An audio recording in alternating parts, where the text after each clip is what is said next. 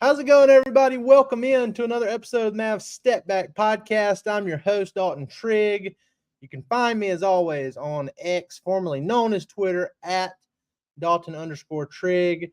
You can find the pod account at Step Back Mavs. You can find all of our DallasBasketball.com work either at DallasBasketball.com, or I'm always posting all of our stuff on our Dallas Basketball Facebook page that's gotten a ton of support over the last year. And be sure to go like, rate, and subscribe on all our favorite podcast platforms. Hit that subscribe button on YouTube. Leave us likes, comments. That helps us out tremendously. And as I mentioned on the previous episode, if you leave us a review on Apple Podcasts, that automatically enters you for a chance to win future t-shirt giveaways. And we do ticket giveaways sometimes too. So if you want to throw your name in the hat, I mean, if you don't want to, you don't have to, but I'm just saying if you want to throw your name in the hat for something like that, head on over to Apple Podcasts and leave us a review over there and put your social media out there too, so we know how to contact you if you do win. So, okay, so staying with the trend of what we've seen from the Mavs here lately. So the last 3 episodes that have been published have been, Jason Kidd and Kyrie Irving, and we heard from Daniel Gafford on Thursday. Well, on Friday, we heard from Derrick Jones Jr. and Dante Exum, and obviously Kidd spoke again, but it's kind of similar stuff from him. So I'm not going to post much about that today. But Derrick Jones Jr. Spoke to the media today, and he had a lot of things to talk about. Specifically, though, the challenge of guarding guys like Kawhi Leonard and Paul George and James Harden. And obviously, this is going to be a team effort. It's not just going to be Derrick Jones Jr., but, he is one of the key perimeter defenders on this Mavs team, and he plays a big part in, annoying guys like that, not making it easy. So here's Derrick Jones Jr.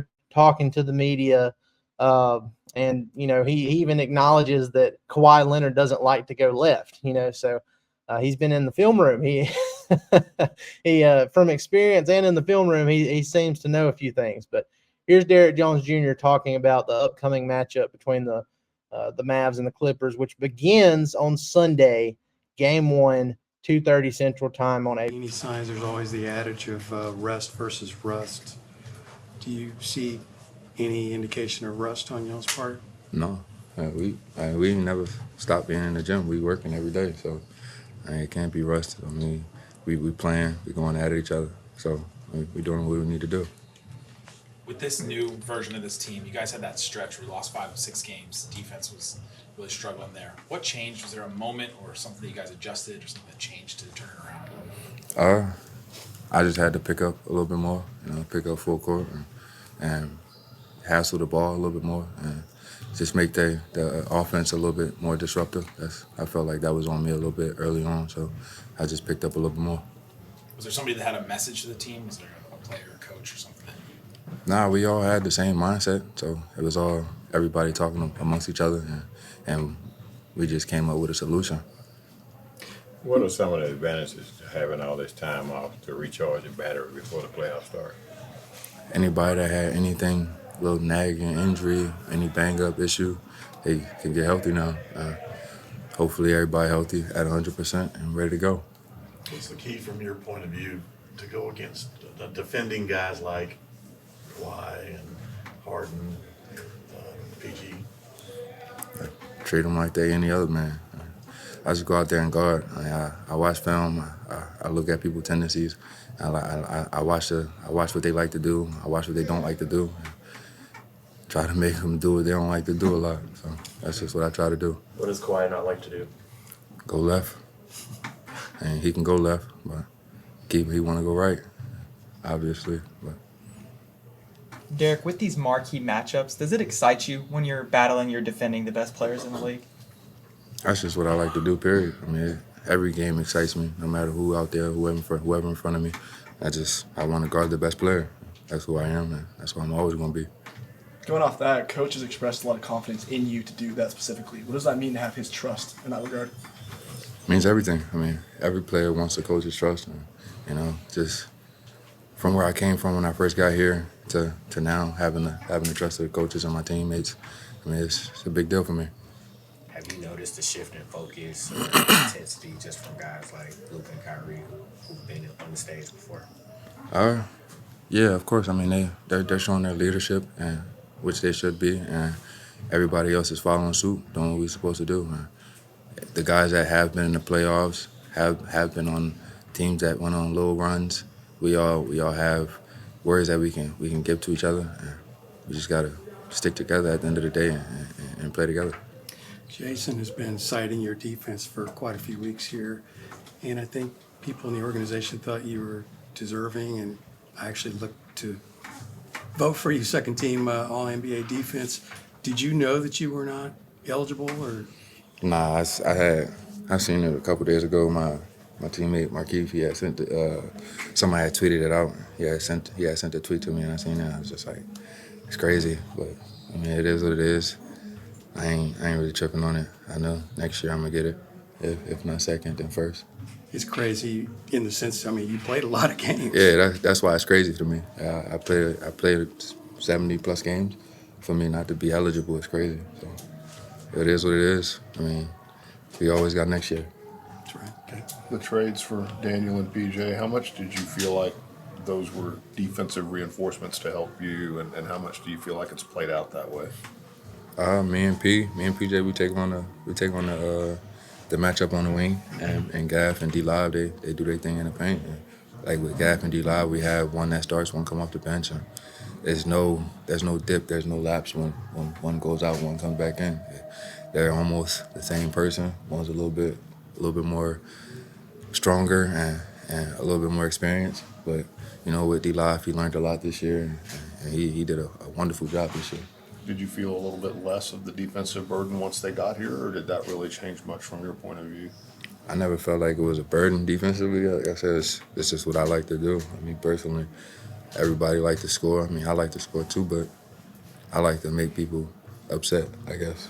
I guess you could say that. Derrick, y'all were one of the top teams on the road this season, 6 overall over the course of the season. What characteristics of your team helped you perform well together on the road in preparation for games 1 and 2? We just like early on in the year, we was harping on trust and chemistry, and we just banked on that. We trusted each other and made sure our chemistry was well. We always talking, we always chatting amongst each other, we always together.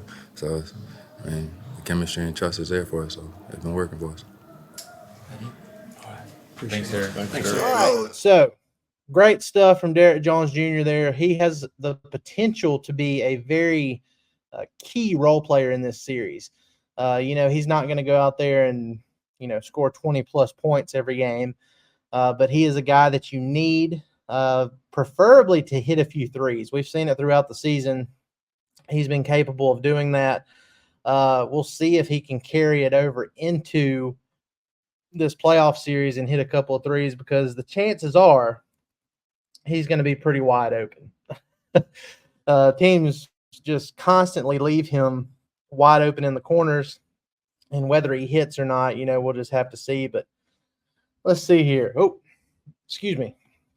Looking at his three-point percentage this year, so he started out super hot. At one point, Derrick Jones Jr. was shooting around 38% from three, and that tapered off as the season progressed. But he still ended up shooting a career high 34.3% from three this season on a career high 3.1 attempts per game. So he's shown he's capable of hitting some threes. So if you don't have to get hot and hit a bunch of them, but even 1 or 2 threes from Derrick Jones Jr. in a couple of these games could really help swing things for the Mavs. And he's also averaging a career high 8.6 points on 48.3% shooting overall. He played in 76 of the 82 games. So, he's been pretty durable, pretty reliable there. And his defense is just incredible. He can switch. He can guard, pretty much any position you ask him to. Now, obviously, if he's guarding the bigger guys, the 4s and the 5s, depending on who the 4 is, those guys could overpower him. But, he's smart. He knows how to use his hands, get deflections, use his legs if he does get beat. He can have a recovery block, stuff like that. So really smart defender. I think he's going to bring intensity to this series that, on the defensive end, intensity that wasn't there for the Mavs in their previous two series against the Clippers in 2020 and 2021. So we'll see how it goes. But again, guys, be sure to go like, rate, and subscribe on all your favorite podcast platforms. Hit that subscribe button on YouTube. Go read all of our work over at DallasBasketball.com and leave us some comments too. Let us know your takes as we get ready to, have some fun with this series. And I'm also hosting a watch party for Game 1 on our Mavs Step Back playback channel. If you go to my Twitter page at Dalton_Trigg, you'll see on there, I'll have it pinned on there, the link where you can log in. Completely free. All you got to do is just link to your TV provider, and you'll be able to join us and talk in the chat, come up on stage, all that good stuff. So, again, guys, we appreciate it, and we will see you on the next one.